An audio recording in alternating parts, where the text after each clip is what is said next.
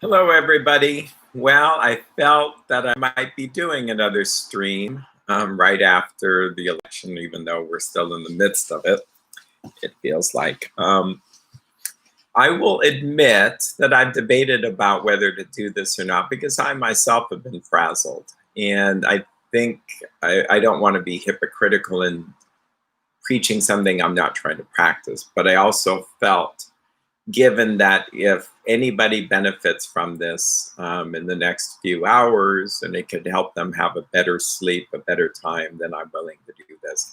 I just happen to have a break between clients today, which is unusual. Well, here we are in the middle of post-election, even in the middle of election for some.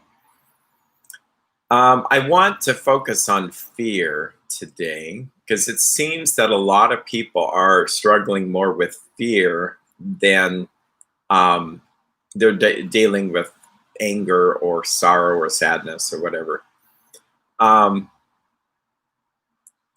Let's just go to the basics and then we'll get to, well, let's talk about what's going on. So we have issues happening with the election that are concerning people. Anything in Washington state, a state level, as well as the national level. I think we're reeling from yesterday. It was just not the normal Tuesday. We all knew that there's going to be things happening. Thankfully, it looks like there wasn't as much bad stuff happening there. I think it's important to look at the good stuff there. That what we didn't experience.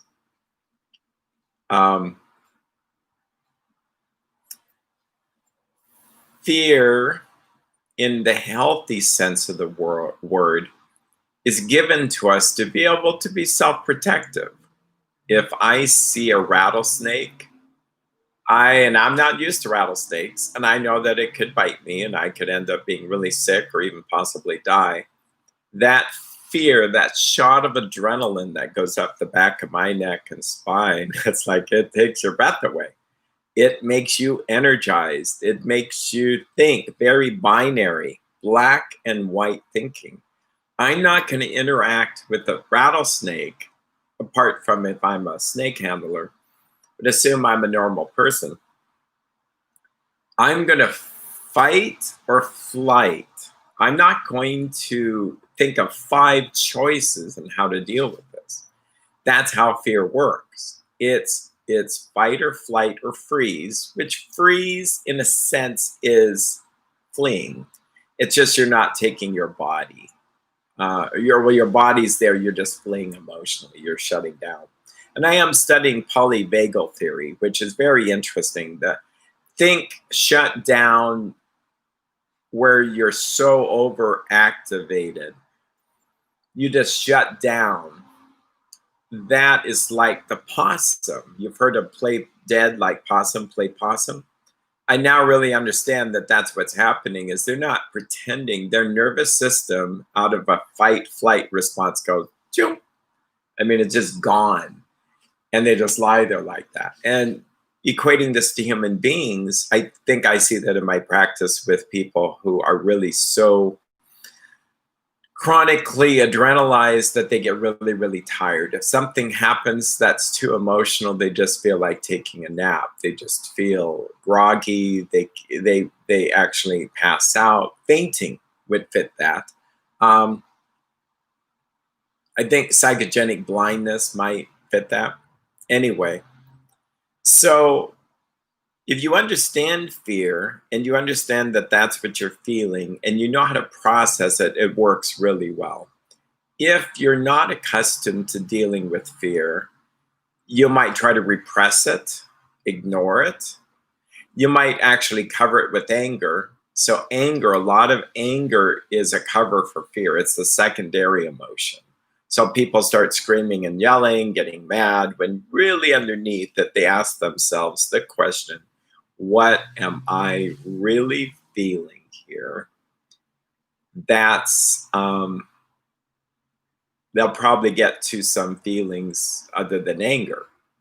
They may feel scared, frightened, abandoned, lonely, ashamed, etc., powerless. So I'd like us all, if you want to participate in this exercise, to just really ask yourself, what is it that I'm really feeling right now? And again, this is not a waste of time. I mean, if you're interested, it's not a waste of time in the midst of crises or things to just calm yourself down, to ask yourself, what is it that I'm really feeling? Rather than ignore the feelings and then just start watching more YouTube videos or more thoughts that are terrorizing. And it just cycles into a snowball. There is a certain sense that when we feel a feeling and we deal with it, it's like an emotional dashboard of our car. And there's a red light that comes on. And in fact, anytime I get any light on my car, it's like, oh, I guess I just am not really good with mechanics. I think it's the car braking, etc. A lot of people, and I'm not anti-medicine totally, I really am not, but I do think we over-medicalize everything. And that taking a medicine then is just like snipping the wires to the light, because I don't want to see that symptom anymore, just make the symptom go away. Well, what's underneath the symptom? Am I overworking? Am I not sleeping well? Is my immune system distraught? So to ask yourself, okay, my body is having feelings, and an emotional feeling is a feeling. It's physical feeling. We don't normally feel feelings or emotions in our hands, more in our gut here, maybe our chest, but I don't feel sad in my left arm. I don't feel angry in my toes. It's usually the gut area, but often the back part of the neck. So when I'm angry, I feel it in my jaw, my hands, my muscles. Why? Because it's just how anger works. So that in theory, if I was angry enough to fight off a wild animal, it would work. Fear often feels to me, when I've had panic attacks or fear, it's like the back part of it's like I feel it in my spine. It's like it's activated to fight or flight, all this adrenaline. Sadness and grief. Now it's interesting. And it took me a while to really get this. I was getting some I was first getting some soreness in my throat. And then I took a class on singing, a McCloskey method that had to do with loosening these muscles. Very fascinating class. Then fast forward a little bit. Well, before that, I had some narrowing in my esophagus. Went to the doctor. Yep, you're fine. Okay. All of a sudden, someone said, or it was a book said, grief often is held in the throat. Hence the words choked up. And ding, ding, ding, ding, all of a sudden I realized that when I'm sad, I feel it in my throat. I do. And when I've been at funerals, when I start to cry, I feel it right here. And what's interesting is when I start to cry for joy, happy tears, I don't feel that in my throat. I still cry. But when I feel sad, I feel choked up. And I think for those of us who are emotionally blocked, we could begin to ask ourselves, well, what do I feel on my body? Like a body scan. Okay. Fear, we might feel temperature changes. We might feel energized or paralyzed. We might be thinking lots of thoughts. The thoughts themselves are not the feeling. It may be the result of feelings or interactions with the thoughts causes the feelings. And we'll talk about that later. But just being able to close your eyes and scan your body, you know, feeling whatever you feel and trying to have a place where it's quiet without distraction.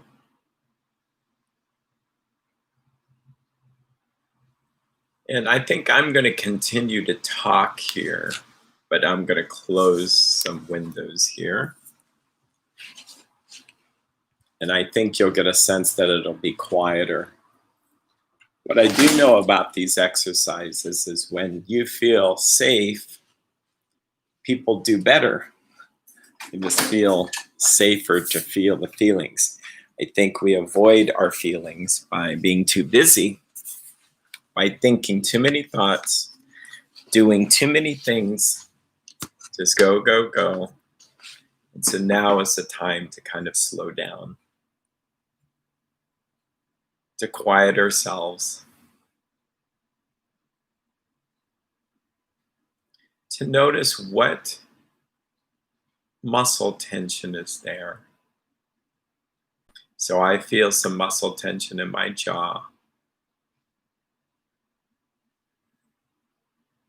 I was feeling some muscle tension in my throat. That might be anger and sadness. It's good to breathe during this exercise. Really good to breathe just through the nasal passages rather than through one's mouth. If you're a person who prays, praying and asking God to direct you in this exercise is always a good thing.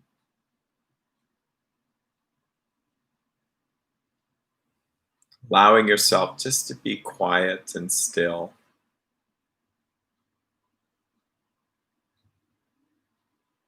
To reset, reboot.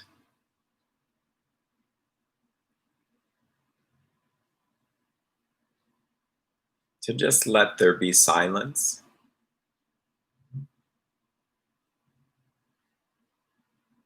To let your eyes be opened or closed. Some people like their eyes open and focus on an object or a color.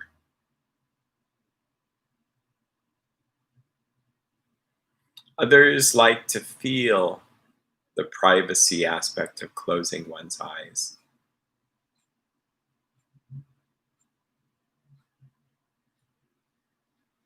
Right now we're doing a scan, but eventually we'll talk about how to move towards comfort at the end of the exercise.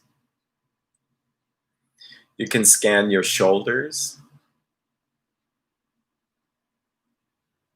People that carry a lot of weight on their shoulders may have tense shoulders. They feel the burden.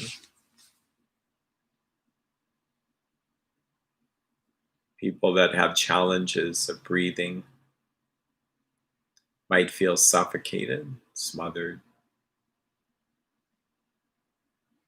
If breathing is fine and unrestricted, then feeling the inspiration, the breath of God, the breath that sustains life is always a good and useful thing. In the midst of receiving bad news, good news is keeping oxygen in our bodies.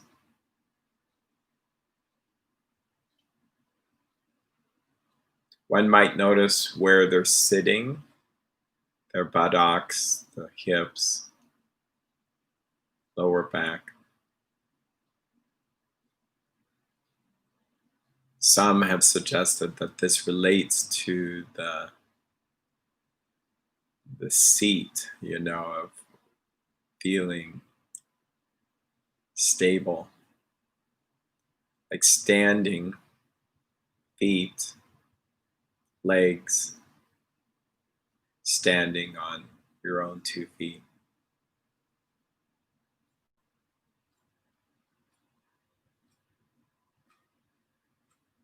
And you might notice thoughts that you might have. We talked a lot about thoughts over these weeks, and to realize we don't have to think every thought that comes to us. Sometimes there's just too many thoughts, even if it's good thoughts. Even if it's happy thoughts, we could just wind ourselves up way too much and we get overexcitable.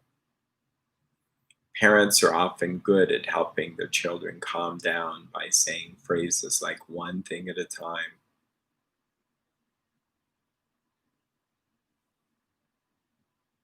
Slowing down,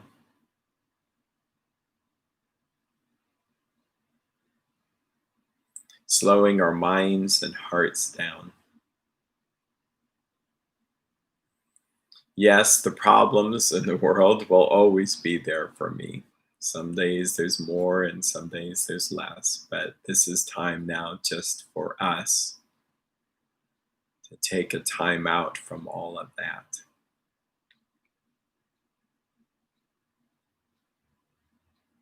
Knowing that if we take this time, we might feel better.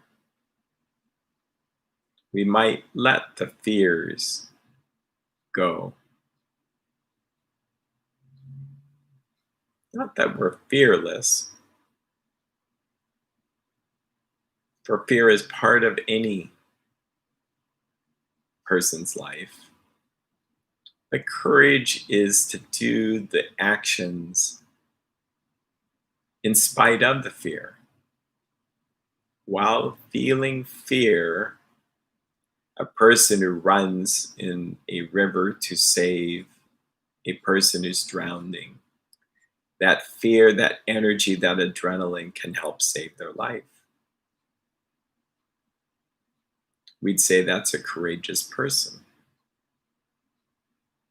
But if running into rivers and grabbing people and pulling them out is no big deal, there's no fear, no nothing, then that's not courageous. It's just pulling someone out of a river. So courage is not the absence of fear. It's the experience of some fearful situation and going through it with strength, fortitude, God's grace. And perhaps that's what we need during these difficult times. We need to pray for courage. Pray that God be glorified and not in and of ourselves, but we can empty ourselves of our trying in our own strength to fix things around us that are actually beyond our control. Letting go of this and putting our future in the hands of God is always a good thing. In other sessions, we talked about the unknown future equation. We know that trusting in God is what's going to bring us more peace, less anxiety, tranquility, serenity. And we don't attempt to control the denominator, the unknown future. We don't try to control it by over focusing on it. It's a fake sense of control that we have by focusing on something too much. We think that we then are influencing the outcome. But your favorite ball team, Seahawks or Mariners, are going to win with or without your worrying about them. And that sounds uninvolved and like 12th man doesn't count. There is a certain truth to us participating in a sport by, cheering and encouraging. But I also think that we put too much on our shoulders.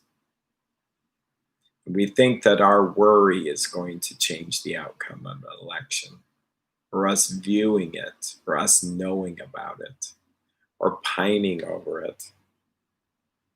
Now, in a productive sense, if I have feelings of fear and want to channel that fear to help others, or anger, and pray and ask that to be transformed into something constructive. To be part of the solution, that's a good thing. Kind of moved away from the exercise here and into chatting. It is interesting chatting with my eyes closed. You might try this just in and of itself to close your eyes. It helps take away some of the stimulation if you're overstimulated. And I recently learned this technique from a book called The Brain's Natural Way of Healing by Norman Doidge, Doidge. And if we put our palms over our eyes, and of course it goes black, but imagining blue black, imagining the color midnight blue. You don't have to try too hard to imagine this. And we're not praying here, so we're not really visualizing something in prayer, which is dangerous, but we're just simply imagining the color bluish black. Chances are your nervous system will calm down a bit. Why? Because blue-black is what we experience at night. We're geared towards this. It calms us down. Versus, and I'm not going to mention any other colors because if we did, it would change your emotional state. Versus like seeing red, etc. Kind of a joke there, but not really. So calming ourselves with blue, black, or midnight blue. When I first did this exercise, I realized how fun it was to color as a child and to use certain colors, and they were just really cool colors. I think there was a color called midnight blue.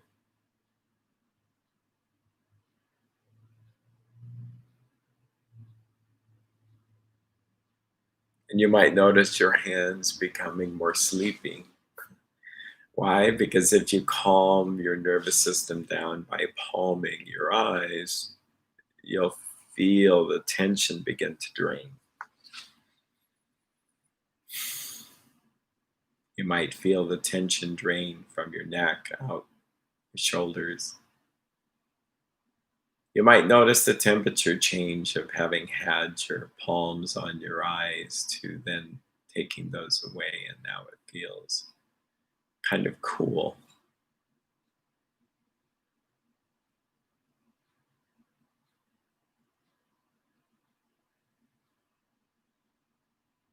Just letting there be gaps between your thoughts. Just letting your mind blank out or space out helps calm down that nervous system.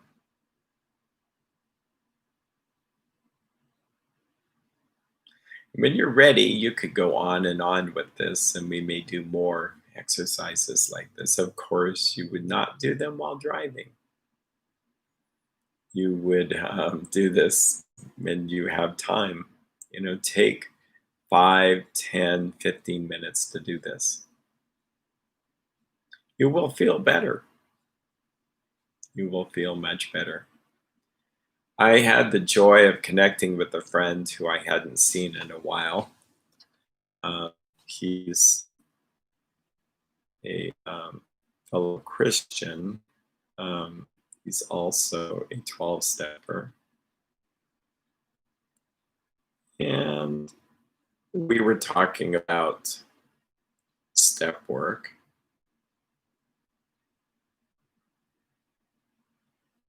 And he said, while there's a morning and an evening meditation, and I've heard of the middle of the day scan, which I'd like you to think of this as something you can do to take a break. People say take a chill pill. I feel better doing this with you. I just feel better and ready to face the next client. But I'm going to read what he shared with me. And we'll call him Bob because that's his name. And I think I have permission. He says, I do this quick scan at least once a day, usually several times a day, and or whenever I feel unsettled. There is a reason why I'm unsettled. I love this. And in the AA book, they use the word disturbed. I'm disturbed. I like unsettled too. I mean, I've heard it before, but it's a new word to use in this context. So this is right out of the AA book, but or it's called an inventory, and it's also called a spot check inventory. But whether you're a 12-stepper, whether you have addiction, whether you don't, this is just useful. So when I am unsettled, boy, sorry, I'll just read him again and less of me. I do this quick scan at least once a day, usually several times a day, or whenever I feel unsettled. There is a reason why I am unsettled. Do I have resentments? Any selfishness or self-centeredness? Egotism or egoism? Anger? Dishonesty? Judgment? Fear?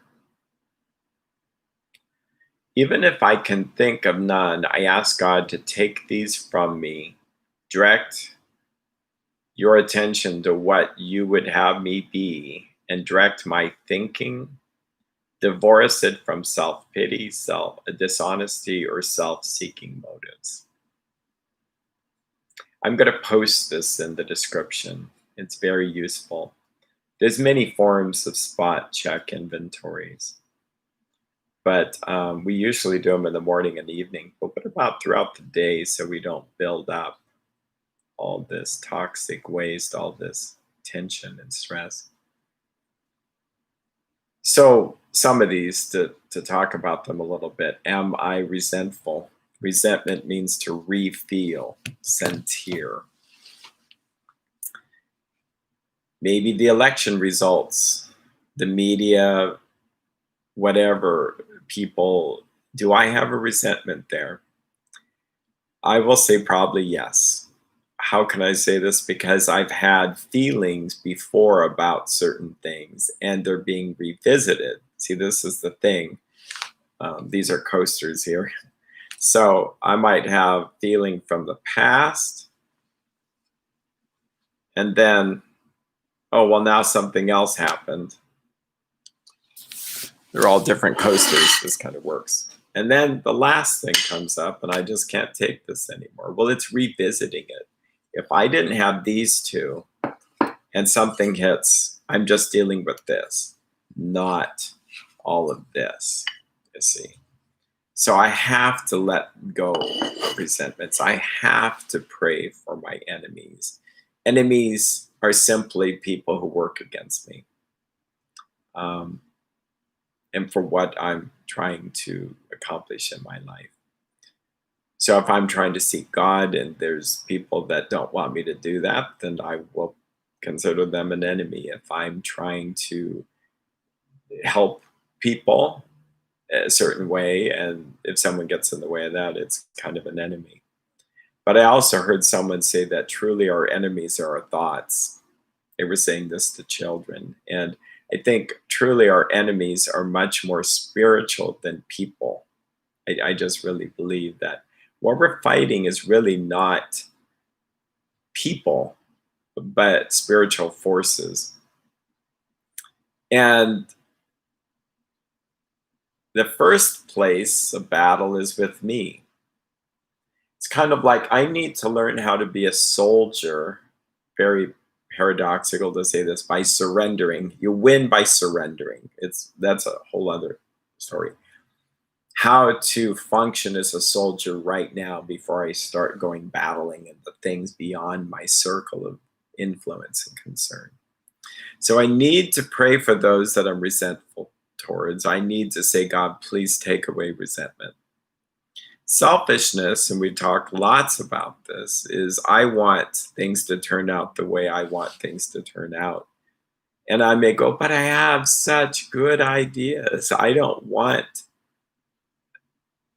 certain value systems that are in Washington State. I think that people should have more freedom to believe what they kind of want to believe and to educate their own children with sexuality versus the school district, and to give to the poor in our own way versus it'll be distributed through socialism, say. Like, I just don't believe in that. I'm not being mean to people if I say that. I'm just being honest with my feelings.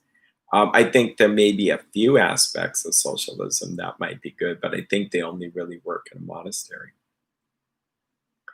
Um, where am I going with this?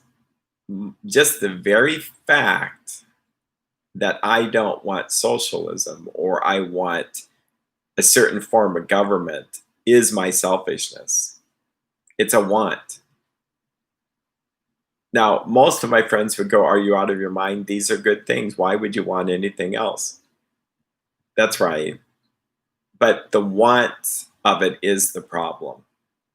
Because say like well, let's say good health.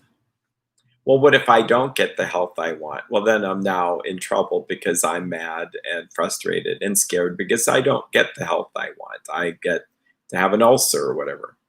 So surrendering all of my will, all of my wants, it's like pushing a refresh button and say, God, you put into my life whatever you want me to have. Maybe it's a different form of government that I'm used to. Maybe I don't have possessions anymore. Maybe I have the possessions I have, and I should be mindful of using those more for God's glory versus selfish needs. Um, Maybe I'm supposed to have the health I'm supposed to have. So this is where we'll truly find peace, is this deep surrender to God, to let go, to let go of control, to let go of egotism. I've worked with people today and they're delightful people. In fact, I could cry. I love these people. Um, and I respect them, and they're strong people, but they're sharing their fears, which is quite an honor, really. What I know is that our fears are always going to be about self reliance. I'm afraid I don't want to fail in this test of this journey of what we have to go through the next year or whatever. Well, I'll overwhelm myself if I just don't do it one day at a time and just ask God, what is your will? And give me the power to carry that will out. If I try in my own strength to make a living or to run for the hills or to picket or fight or to even just do a normal day of work or to deal with a health challenge, that will be trouble. There's a strange blessing if we come to our senses quicker and realize we can't do this. And that's the blessing of addiction, is that hopefully in the person takes years before they can say, I can't do this. But if they can get to the place where we can't do this, I can't do this apart from me, apart from God, I can do nothing. If we get to that place, we'll be blessed. We won't rely on our own power as much. We won't rely on our own thinking as much, and we won't rely on our own self direction. See, there's a chart I have. On one side, it's self directed, self willed, self powered, self centered. Over here, it's God directed, God powered, God's will, and God centered. That I realize He has a plan, and I also have to do is participate in this plan, and it works out. I know this sounds cliche, but it's really, really, really important. And what I appreciate about, well, Orthodox Christianity as well as 12 steps is that it's very much about practicing this. It's not a head thing, it's more a practicing in the heart, that we practice our faith one day at a time, 1 hour at a time. And there's certain prayers you can pray if you're interested. Comment, leave message on the comment section. I can get those out there. Um, in fact, there's a couple of prayers. I think I'll share this prayer. And sorry if it sounds like elevated language with these and thous, but that's how I understand this prayer. And it's not going to be perfect.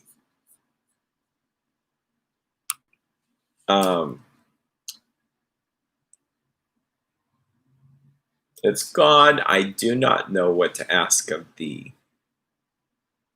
Thou alone know what are my true needs. You love me more than I myself know how to love. Help me to see my needs which are concealed from me. I do not dare ask either for a cross or for consolation. I only wait on thee. Strike me down and raise me up. I worship you in your unsearchable ways. Pray thou thyself in me. Now, I might have botched a few lines up, but it's a good prayer. I think it's something like, if you type in orthodox or acceptance of God's will. So it's so humble. It's, I don't even know what to ask of you. You know what I need in this moment. Even pray through me. Tell me what I should pray for. And we will have peace. I mean, you'll have peace if that's how you live. If I try to bulldoze my way through life wanting what I want, I'm going to be fearful and frustrated and angry. Yeah, dying to self, crucifying the flesh. It's no longer I who lives, but Christ lives in me. That's how we live. We're buried with him in baptism. Boy, I'm preachy today, but that's how we get through these difficult times, is to not want anything, to want just God's will. We go, but I want my possessions, or I want this or this and this, I want that. Well, the problem is that's not the way the world's going to really work. You might have moments of getting what you want, but sooner or later you're not going to get what you want. Then what? And here's the other thing, and I mean this politely, but I know there's writers that are pretty powerful writers. And we'll say this guy's a saint. His name's St. John of Kronstadt. He says that to not really believe that God is so good that if you ask for his goodness and that he won't give it to you is kind of like blasphemy. That God loves us so much, he only has good for us. We just have to believe and reach out and ask for that, the manifestation of his will in his life and in our life, and he will grant that to us. So here's the thing. Yeah, it's really a serious problem to not believe in that, to not do that. But the other side of it is we do have a devil that's just on our back, or demonic forces trying to trick us into not trusting in God's mercy, to not trust in his love or forgiveness, to not trust that he has a plan that's so much better than I could ever want. And that if I submit and surrender to his plan, I get so much more joy than I would get if I design the world the way I want it. If I got everything I want in this election, I might be really in trouble. Now, maybe we get what I want in this election or parts of it. That's beside the point. It's like many times a day I have to just, like dramatically wipe everything off the desk and say, enough, Erik. More of God. I must decrease. He must increase. Am I fearful? Yeah, I can admit that, I'm fearful. I'm going back to this message here. He doesn't, oh yeah, he does have it. Is fear on there? So I scan for it. I say, yep, God, I'm fearful. I'm praying, God, grant me courage in this time. Or if I identify fear when I'm unsettled, it's because I'm relying on my strength. And that's why I feel kind of bipolar in some ways. Like I could be fearful when I get news that I didn't want, but then after a while, I process the feelings, but then I just say, well, God, what do you want? Oh, that's the reason I'm fearful is I'm relying on Erik Bohlin power. That's all. And once I start to surrender, I feel my body get better. I know that there's a plan. In fact, I get choked up knowing that God loves me so much that, and He loves you so much that if we just open ourselves up to Him, and maybe it takes a pandemic, an election crisis, civil unrest, shutdowns, and stuff to loosen us up. You know, C.S. Lewis said, pain and suffering is God's megaphone to a deaf world. Where am I dishonest? Now, this stings at times when I think I'm honest and then I realize, wow, I did lie, or I am not being honest with myself. I pray for forgiveness and try to make it right. Judgmentalism. Am I unsettled? Well, was I judgmental of people, the situation? That is pretty serious, and I'm not trying to be over the top here, but see, judgment is reserved for God. Well, and I'll just say I struggle with judgmentalism, so I'm preaching to myself here that if I start to have a plan and think what's best for people and wonder why did people do that or why did they do that, in one full swoop, I'm ignoring my sins, not looking at my inventory, but taking the inventory of others.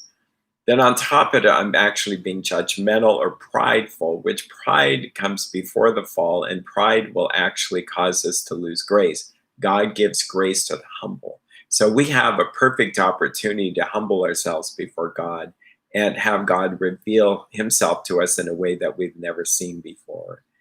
And when you go through that, then you go, well, this is all worth it. And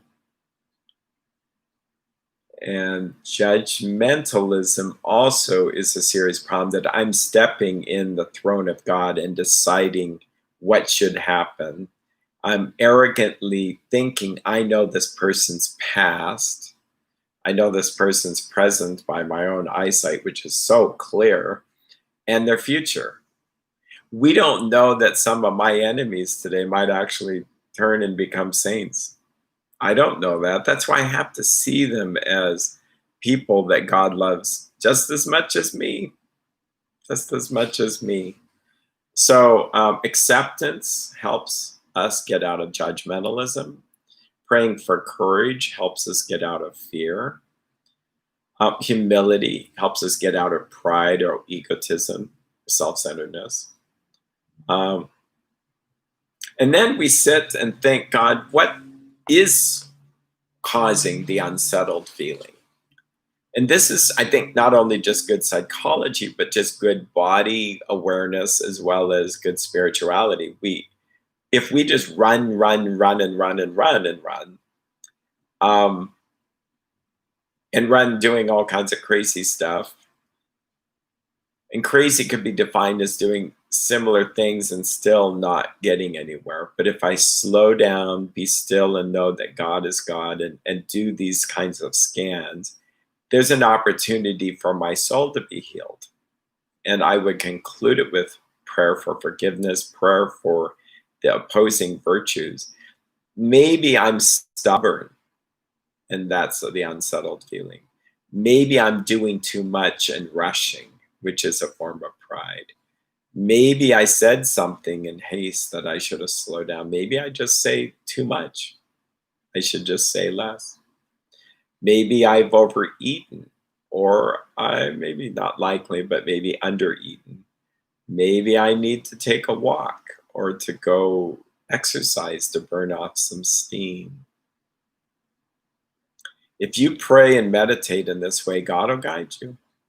He will. If you're sincere, which I'm assuming everybody here is sincere, I would even go so far as to say if you just do a little bit towards God, God does a lot, so much more to help us than we could ever imagine.